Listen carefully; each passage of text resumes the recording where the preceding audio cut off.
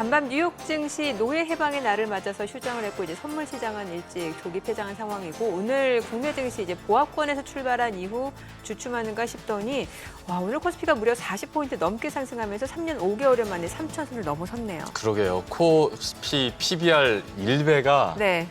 이렇게 어렵게 오나 싶기도 하는데 또 굉장히 가파르게 연속 상승세가 이어지다 보니 이제 사람 욕심이라는 게 네. 3,100까지 얘기 나오는 것 같습니다. 네. 이런 상승세를 이어갈 수 있을지 또 외국인들의 매수세가 강하게 나타났던 만큼 좀 이런 흐름이 이어갈 수 있을지에 대한 관심도 그만큼 커지는 것 같습니다. 네, 확실히 뭐 지금 증시를 둘러싼 매크로 환경 자체는 그렇게 녹록지는 않은 것 같은데 예. 올해 우리 국내 증시 수익률이 굉장히 좋았는데 그 기세를 몰아서 쭉 달려가네요. 그럼요. 기대가 되는 시장입니다. 아마 국내 재료 개수로만 치면 네. 우리나라가 진짜 1등이긴 할 겁니다. 네. 자, 여러 가지 좀 체크해볼 포인트 좀 짚어보시면 좋을 것 같습니다. 지금 보시고 계신 머니쇼 SBS BJ과 유튜브에서 실시간 시청이 가능합니다. 더 많은 국내 주식 정보 받아보실 분들은 카카오톡 채널 머니랩 추가하시기 바랍니다. 증시 인사이트 출연자 바로 모셔볼까요? 예, 글로원 파트너스의 이성웅 이사와 함께하도록 하겠습니다. 어서 오십시오. 오세요. 안녕하십니까. 아마 이 업에 종사하시는 분들이라면 정말 오랜만에 PBR 1배 3,000이라는 숫자 와. 보셨을 것 같은데 또 이 업에 종사하시는 분들은 또 기가 막히게 어느 정도 고점에 오면 네. 불안감 섞인 얘기들도 하신단 말이죠. 네. 이사님께서는 좀 어느 쪽이세요? 조금 더 즐기자 쪽이세요? 아니면 이제 좀 뭔가 출구를 찾아야 되나라는 쪽이세요? 조금 더 즐겨야 된다라는 시각이고요. 우리가 사로잡히지 말아야 될 게 밸류에 캡을 씌워서 지수의 고점을 논하는 건데 뭐 PBR 1배가 왔다라고 그다음에 지수가 한 3,000선에 왔다라고 해서 시장이 뭐 고점의 징후는 나타나고 있지 않아요. 기술적으로 보더라도 상승의 추세는 이어지고 있는 상황이고 여기에 빗대어서 과거에 시장의 고점이 나올 때는 그 개인 투자자분들의 매수가 연속적으로 들어왔었습니다. 예. 그런데 지금은 들어오고 있는 매수의 강도 같은 경우가 일반적인 시장 정도다 보니까 뭐 고점이라고 할 수도 없겠죠. 그다음에 각 시가총액 상위주들의 흐름을 보더라도 아직 뭐 삼성전자 같은 경우는 전체 시총 비중이 이제 한 15%에서 18% 정도까지 줄어든 상황인데 나머지 시총 상위보다 아직 약한 상황이다 보니까 삼성전자가 마지막 피날레를 나타낼 때가 어찌 보면 지수의 고점의 형태가 나올 수 있을 것으로 보입니다. 과거에 나타났던 지수의 고점 형태를 보면 기술적인 측면에서는 이제 지수의 일반적인 상승세, 뭐 한 평균 최근에 1에서 3% 상승보다 피날레 상승은 5에서 9% 정도 하루의 상승이 나타나겠죠. 그런데 지금은 그런 현상이 전혀 나타나지 않는 상황이다 보니까 우리가 밸류 측면으로 뭐 캡을 씌워서 지수의 고점이 나왔다라고 판단을 해버리면 좀 불편해질 수 있는 네. 상황임을 말씀을 드립니다. 그 기준을 이제 삼성전자가 조금 시세를 내뿜을 때가 어느 정도 고점에 다다랐다 단기 고점에 그렇게 네. 보면 된다는 거죠. 네, 어찌 예. 보면 시총 상위의 기준으로는 그럴 수가 있겠습니다. 네. 아니 이렇게 플랫폼 관련주 네이버하고 카카오가 그 기세가 지금 심상치가 않은 게 네. 네이버가 먼저 급등을 하더니 이제 뒤이어서 오늘은 보니까 카카오가 또 두 자릿수 상승률을 보여주고 있고 어떤 배경이라고 보시나요? 시장이 어찌 보면 뭐 AI 같은 경우는 글로벌 시장에서는 이미 화두가 되어 왔었고 네네. 작년 올해 계속 반복되어서 체크가 된 부분은 이 캐펙스 투자란 게 지속될 수 있을까라는 점이었는데 에너지 기업들의 투자를 보니 이 캐펙스를 고려하는 게 크게 의미가 없음을 판단이 되었었어요. 그런데 네이버, 카카오 같은 경우는 답보 상황이긴 했는데 최근에 변화가 된 부분은 그 정권에 대한 부분에서 좀 불확실성이 있다가 이제 대통령이 정해진 상황이고 이 속에서 AI와 관련된 부분의 정책 같은 경우를 구체적인 요소를 대입을 하면서 진행을 하다 보니까 네이버, 카카오 같은 경우가 주가가 강했다라고 할 수 있어요. 외국인 입장에서 보더라도 뭐 공매도 비율 같은 경우도 높은 상황이었는데 이게 비율이 낮아지는 상황이라는 점을 보면 실제 매수자도 있지만 공매도의 환매수까지 함께 더해지는 상황이라고 할 수 있습니다. 정책에 대한 연속성이 존재를 하고 수급 같은 경우도 뭐 공매도 환매수, 신규 매수까지 함께 더해지면서 뭐 여기에서는 수급에 대한 강도로 인한 상승, 근데 이 내면에는 정책에 대한 부분의 방향, 뭐 이렇게 얘기를 할 수 있겠습니다.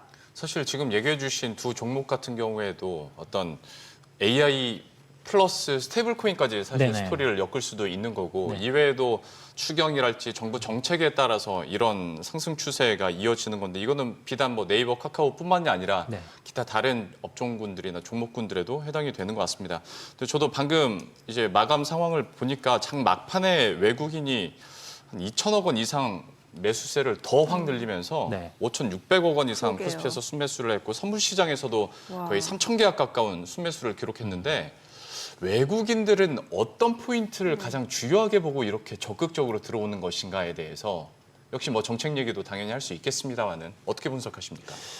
외국인이 시장을 판단할 때 유동성에 초점을 맞춘 것으로 보여요. 단순히 뭐 시장의 거래 대금만 보더라도 뭐 최근에 늘어난 게 역대급으로 늘어났다 보니까 외국인도 위에 동조한다라고 볼 수가 있고요.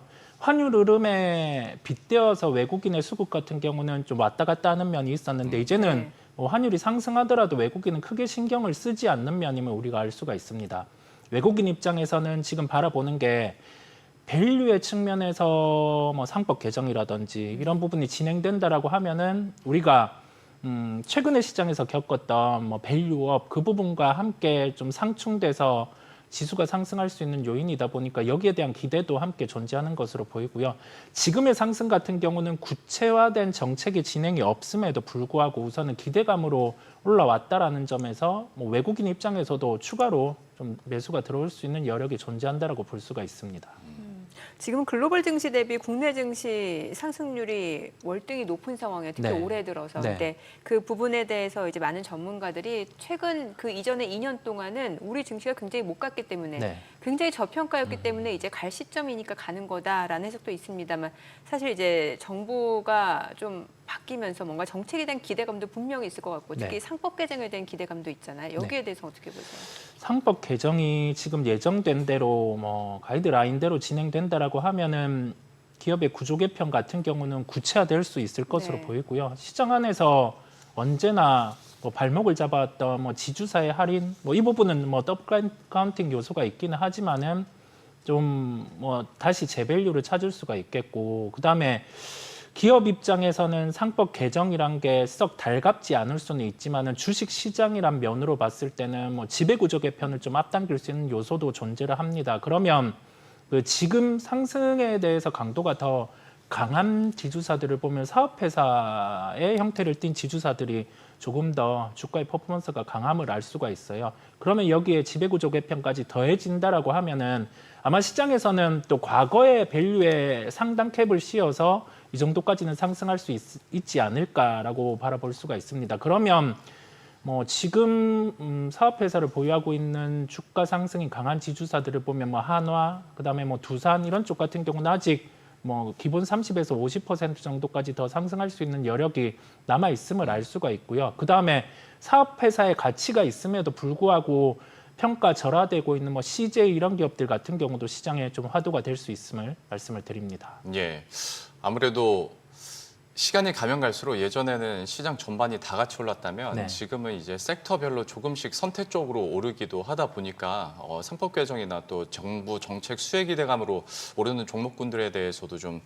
핀포인트로 얘기를 해주셨고 다음 질문 넘어가기 전에 제가 궁금해서 미리 하나만 더 덧붙여서 네. 질문을 드려보자면 이거 우리 시청자 여러분들도 초친다고 안 좋아하실 수도 있는데 오늘이 6월 22일이지 않습니까? 네. 6월 들어서 코스피가 하락한 날이 딱 하루입니다. 그죠? 네. 그러면 매물 소화 과정이라는 것도 사실 있는 거고 네. 그리고 아직 못 사신 분들은 굉장히 조바심을 그러니까 맞아요. 살 기회를 그죠. 안 주는데 네. 막상 조정이 오더라도 이 위치에서 내가 들어갈 수 있을까 또 갸우뚱하세요 동시에. 네. 아직 없는 분들 같은 경우는 보유하신 분들이야 그냥 맘 편히 지금 상승세 즐기면 되는데 없는 분들은 지금 구간에서 만약에 조정이 일어났을 때 들어가는 겁니까? 아니면 다시 하단에서 다시 출발해야 되는 겁니까? 들어가야 한다라는 생각을 해요. 이게 왜 이렇게 얘기를 할 수 있냐라고 하면은 우리가 시장의 형태에서 예, 이거를 내비쳐서 답을 찾아야 되는데 유동성 장세잖아요. 그렇죠. 그러면 유동성 장세 같은 경우는 시장이 우리가 일반적으로 바라보기에 살 수 없게 상승이 되는 네, 이게 기술적으로 지금 설명이 안 되는 안 되죠. 상황이잖아요. 예, 이 상승의 뭐 기울기라든지 그런 면을 봤을 때 유동성이 피날레를 나타내지 않으면 예를 들면 시장에서 미리 예고되었던 뭐 상법 개정이라든지 아니면은 뭐 유동성을 풀 수 있는 뭐 추경 기타 요소들 이게 시장의 예상보다 아예 좀 잘 진행이 안 된다라고 하면 그때 시장은 꺾일 수가 있겠죠. 예정된 유동성 같은 경우가 들어오지 않으니까. 네. 근데 지금은 뭐 유동성에 대한 기대감으로 올라오는 시장이다 보니까 조정 나오면 주식 비중을 좀 늘려야 된다라는 생각을 하고 있고요. 그러면 이게 좀 빠져 있는 거를 사야 하는지 아니면은 계속 강했던 쪽을 사야 하는지 이 부분은 뭐 각자의 취향에 맞춰서 접근을 해도 돼요. 이 의미가 뭐냐면 어떻게든 주식 비중은 늘려야 된다라는 점이죠. 왜냐하면 최근에 뭐 네이버 카카오의 주가 흐름을 보더라도 약간의 버블 형태를 띠고 올라오는 거거든요. 네. 이거는 시장 참여자들이 유동성이란 걸 인지를 하고 들어온다라고 할 수가 있습니다. 예. 근데 여전히 단기 부동자금은 꽤 많습니다. 네네. 지금도. 그래서 유동성 고갈까지는 좀 시간이 걸릴 것 같고 네. 그러면 여기에 대해서 고민하시는 분들에게는 어느 정도 답이 되리라 싶고요. 또 하나 이제 정부 정책과 함께 맞물려서 가고 있는 게 우리나라에서도 스테이블 코인 얘기 참 많이 합니다. 네. 미국에서는 지니어스법이 상원 통과하기도 했고요. 물론 국내에서는 이 원화 자산 스테이블 코인에 대해서 여러 가지 뭐 다양한 의견이 있긴 합니다만은 이게 실제로 사용이 될 수 있을까? 그리고 이걸 주식 시장에서 하나의 투자 섹터로 우리가 좀 인정할 수 있을까에 대해서는 이사님께서는 어떻게 평가하십니까? 우선의 시장 반응은 인정하고 있는 상황이에요. 종목들을 보더라도 뭐 결제와 관련된 종목 또는 플랫폼 기반의 종목들 같은 경우가 시장의 중심이 된 상황이죠. 주가가 빠지지도 않고 계속 뭐 최근의 흐름들 보면 단기 한 2, 3일 만에 뭐 2배의 상승도 나타난 종목들도 존재를 합니다. 그러면 우리가 생각할 점은 해당 기업들에 대해서 또 밸류의 잣대를 논하면 이거는 뭐 비싸다라고 할 수 예. 있는데 거기에 갇혀서는 안 되고 지금 진행되는 정책이 뭐 스테이블 코인이 유동성을 키워서 시장에서 미국은 뭐 국채 보조 수단으로 쓸 수 있다라는 주장이고 우리나라는 좀 지금 부족한 뭐 세수라든지 그런 면을 좀 보완할 수 있는 그 하나의 요소라고 얘기는 해요. 이걸 어찌 보면 뭐 기술적인 측면을 하나하나 깨서 보면은 추후에는 버블에 대한 요인이 될 수 있겠죠. 그래서 주식 시장이나 아니면은 자본 시장에게는 불편하게 될 수 있는 요인이 존재를 하는데 이미 뭐 시작되지는 않았고 네. 제도적인 면에서 개편을 하면서 진행이 될 거다 보니까 주식 시장에 관련된 종목에게는 긍정적이다라고 할 수가 있고요. 그래서 뭐 지금 네이버 카카오 또는 뭐 LG CNS 이런 종목들의 강세 같은 경우는 단순히 밸류적인 면에서 논하기보다는 좀 누리셔도 된다라고 말씀을 드릴 수가 있겠습니다. 네. 지금 국내 증시는 어찌됐건 지금 계속해서 좀 추세적으로 상승 흐름을 이어가고 있는 상황인데 그 둘러싼 여건은 그렇게 녹록지는 않은 것 같은 게 네. 일단 지금 이스라엘과 이란의 지금 무력 충돌 계속해서 이어지고 있는 상황에서 이제 트럼프 대통령이 직접적으로 개입할지 여부는 이제 2주 정도 좀 시간을 갖고 보겠다. 네. 그러니까 이란이 먼저 핵 협상을 원한다라고 하면 거기서 충분히 이뤄질 수 있는 거고 네. 여기에다가 또 관세 이슈 아직까지도 좀 불확실한 상황입니다. 특히나 보니까 이제 트럼프가 우리나라한테도 나토처럼 그 전체 GDP의 5%를 국방비로 지출해야 된다라고 했기 때문에 네. 이것도 사실 시장에서 보면 약간 또 악재일 수도 있는 상황인데 네. 이런 것들 여러 가지 변수가 미칠 영향은 어떻게 보세요? 시장이 깨지는 시장이었다라고 하면 이번에 중동 이슈로 인해서 뭐 외국인 수급이 빠지는 걸 보여줬을 거예요. 네. 예. 그런데 전혀 그런 현상이 그렇죠. 나타나고 예. 있지 않고 되려 미국 시장 같은 경우는 전면전에 대한 우려감, 그다음에 미국의 이제 전쟁 개입으로 인해서 좀 우려감이 있다 보니까 미국은 조금 조심히 흘러가는 면이 있었어요. 선물의 흐름을 보더라도. 그런데 미국 선물이 빠지는 상황 속에서 우리나라 시장이 개장할 때 종목들은 강해 왔어요. 그렇다 보니까 미국 시장의 조정이 만약에 전쟁의 요소로 나타나고 이게 전면전의 형태로 가지 않는 이상에는 뭐 주식을 계속 늘릴 수 있다라는 생각이고 만약에 이게 뭐 파국의 면이라고 하죠. 전면전으로 가서 뭐 미국의 개입까지 이루어진다라고 하면 그때는 시장에 대한 판이 좀 새롭게 짜일 수가 있어요. 그때 가서 이 부분은 좀 고민해볼 필요가 있음을 말씀을 드리고 그다음에 관세 측면 같은 경우는 각 국가에서 협상이 이루어지고 있는 상황이고 미국에서 이야기하는 뭐 나토 순회 국방비 증대 이런 부분은 뭐 어느 정도 또 협상에 대해서 조율이 될 것으로 보여요. 그래서 우리가 지켜볼 면은 뭐냐면 중동에 대한 불확실성도 존재를 하는 게 팩트고 관세에 대한 부분도 협상에 대해서 나아가야 되다 보니까 불확실성이 존재하는 건 팩트인데 이 두 부분이 지금의 시장에 반영된 변수 정도라고 하면은 여전히 주식은 늘려야 된다라는 생각을 합니다.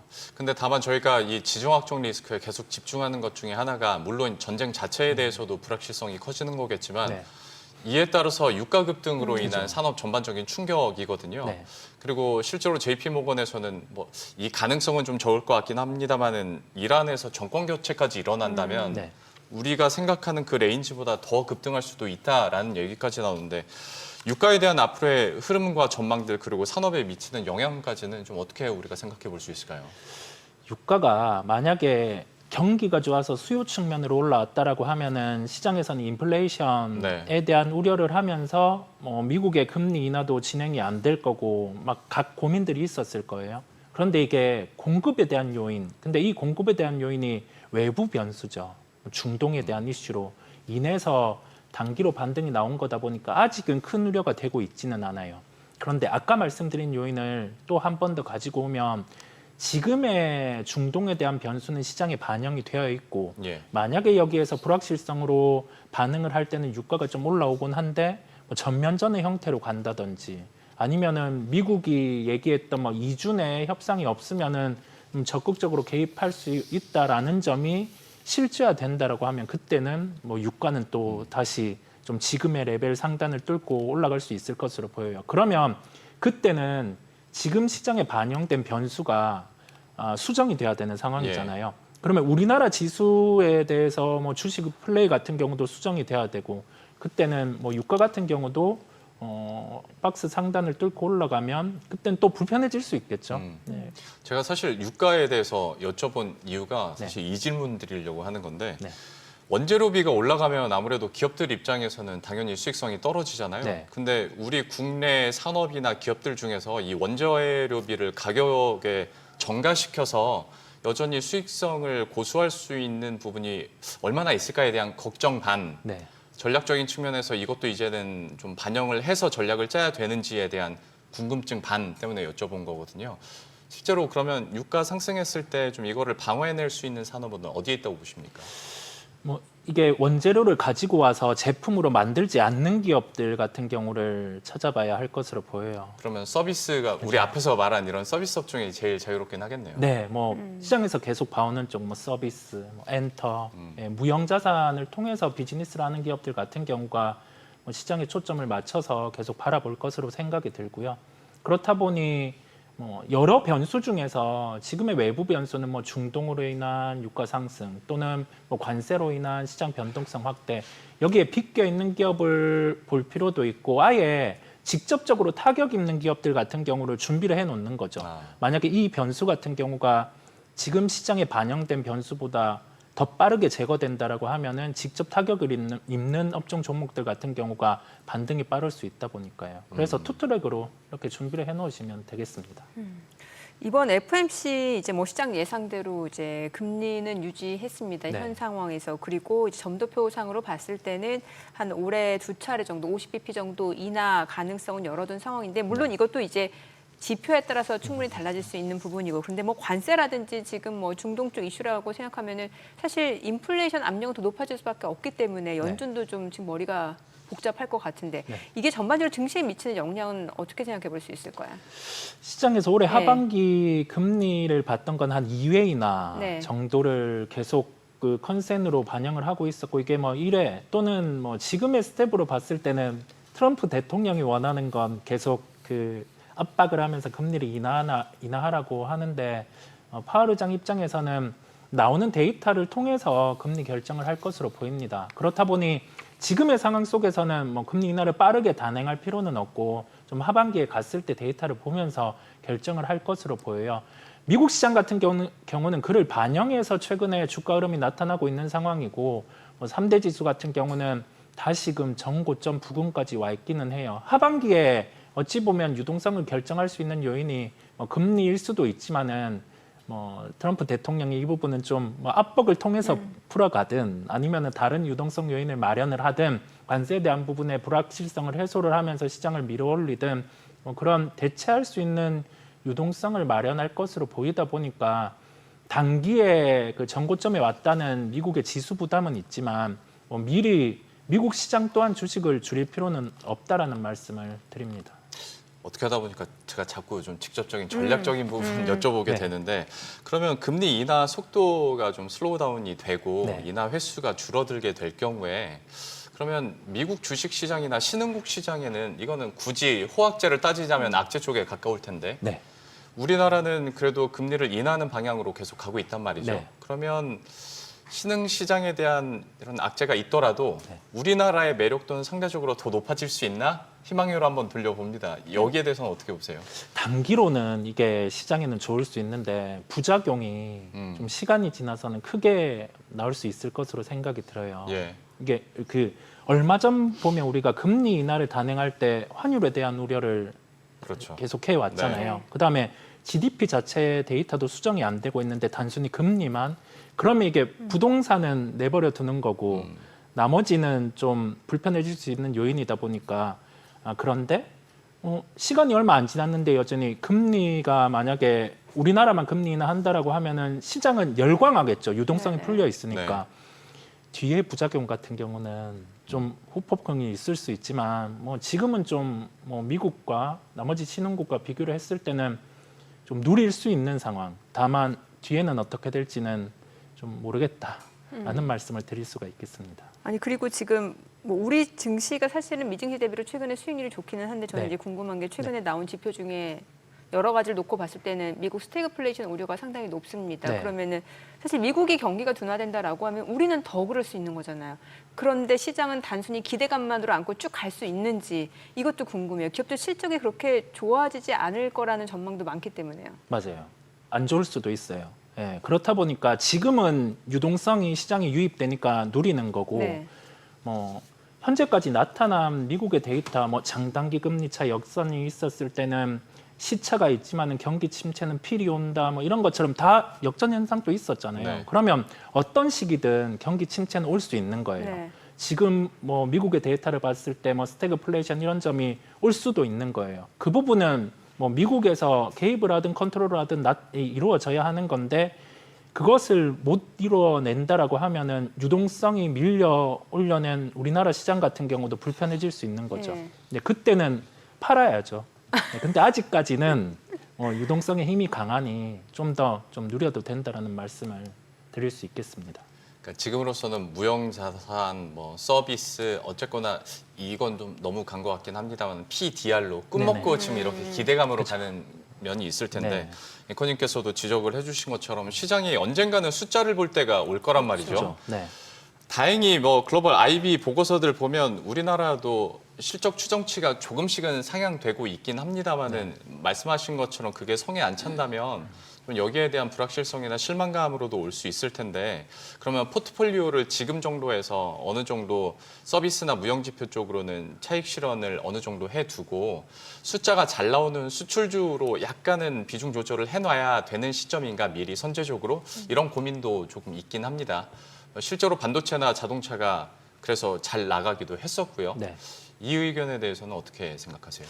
아직은 뭐 뚜렷하게 실적을 볼 시점은 아니라는 말씀을 드리고요. 아마 지금 실적에 대한 추정치 조정 보면 뭐 아예 안 좋게 흘러간 거는 2차 전지라든지 네, 아니면은 뭐 디스플레이 일부 이런 쪽이 뭐 최악의 실적의 조정이 나와 있고 반도체 같은 경우도 실적 추정치 보면 하반기로 갔을 때는 꺾이게 돼 있어요. 예. 이게 감안을 한 게 뭐 내면을 보면 원래라면 D램 같은 경우가 낸드 같은 경우가 고정가가 올라갈 때는 좋아지는 상황이었는데 HBM 비중이 높아지다 보니까 이게 지속될 수 있을까? 그다음에 관세에 대한 부분까지 반영을 하니 추정치가 이렇게 내려간 상황이다 보니까 반도체가 시장 대비해서는 좀 약한 상황인데요. 나머지 뭐 유동성으로 인해서 그다음에 정책으로 인해서 올라온 뭐 소위 말해 이 PDR 이런 쪽에 초점을 맞춘 쪽을 매도해서 미리 실적 같은 경우에 초점을 맞춰서 종목들을 보기보다는 아예 추정치 돌아서는 것 좀 좀 확인하고 그때 교체를 해도 늦지 않다라는 말씀을 좀 드릴 수가 있겠습니다. 그러면 전반적으로 이제 자산 그 포트폴리오를 구성한다라고 봤을 때 나라별로 봤을 때 앞으로 기대 수익률을 높여갈 수 있는 쪽은 어느 쪽이라고 보시는지 궁금하고 또 뭐 주식, 채권, 금 이런 쪽으로 또 본다라고 하면 어떻게 포트폴리오 끌어가는 게 가장 좋을까요? 이게 위험 자산과 안전 자산의 선호도를 놓고 봤을 때는 지금은 안전 자산 선호 쪽으로 갈 필요는 없어요. 왜냐하면 이게 유동성이 풀려 있는 시장이고 매크로 지표들, 소위 말해서 금, 그다음에 유가, 10년물 국채, 뭐 비트코인 흐름을 봤을 때 단 하나도 지금 안전자산 쪽으로 가라는 시그널이 나타나고 있지 않아요. 그러면 위험자산 선호를 하면 되는 것이고, 그러면 그 속에서는 뭐 미국이냐 신흥국이냐 우리나라냐를 놓고 봤을 때는 우리나라의 유럽도 있잖아요, 유리한 유럽. 네, 유럽은 제가 잘 모르다 보니까 네, 조금 배제를 해두고 네. 우리나라 잘 아는 쪽, 그다음에 조금 더 상승할 수 있는 수익률의 여력이 있는 쪽을 보면 우리나라랑 미국 같은 경우를 뭐 이렇게 병행하는 미국. 쪽, 네, 거기에 무게를 둡니다.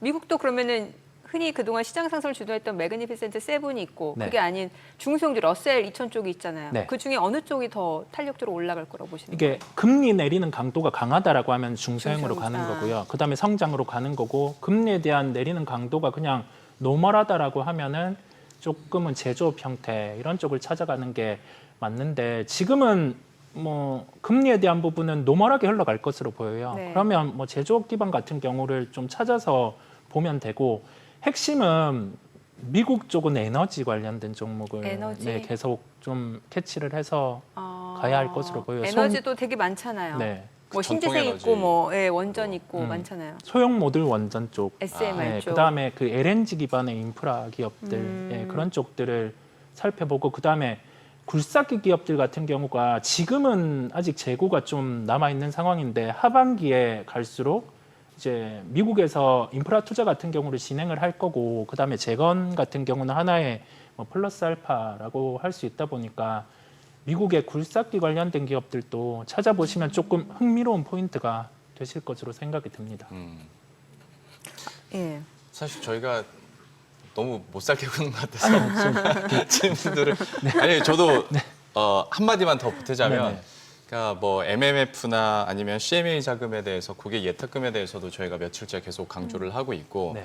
채권 시장을 보더라도 옛날에 초단기채 쪽으로도 자금이 꽤 올라가고 있는 상황이긴 한데 예전에는 이런 불확실성을 해지하고 싶어서 초단기를 했다면 요즘에는 그냥 단기 자금으로서 잠깐 넣어놨다가 언제든지 내가 다시 위험자산 투자 자금으로 쓰려고 초단기채를 선택하는 경우들도 굉장히 많기 때문에 약간 파킹형으로. 맞습니다. 예. 그래서 유동성은 풍부하니 지금은 제가 계속 반대 입장에서 이건 좀 조심해야 되지 않을까요? 네. 이건 좀 어렵지 않을까요? 했지만 저도 사실은 추가 상승을 기대하면서 전략적인 부분은 이 정도로 들어도 될 것 같습니다.